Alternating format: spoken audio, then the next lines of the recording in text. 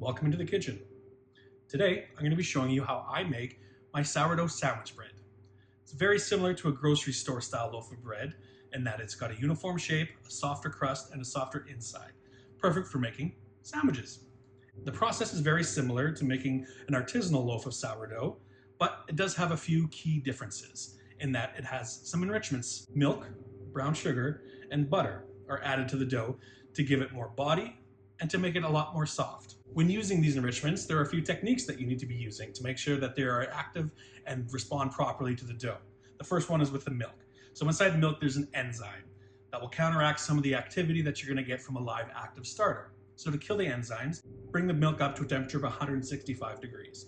Once it's reached that temperature, the enzymes are dead, and you can let the milk cool and you can use it as you normally would in a recipe. Also, you're going to be adding some butter to this dough, and you want to emulsify that butter into the mix, adding in a little bit at a time while the dough is mixing. Other than those things, the rest of the process is going to be exactly the same way as you've always made sourdough. So this might be the perfect bread for you to try to diversify your sourdough portfolio. I'll put the recipe below and you can give it a shot at home. Let me know what you think. Now let's go make it.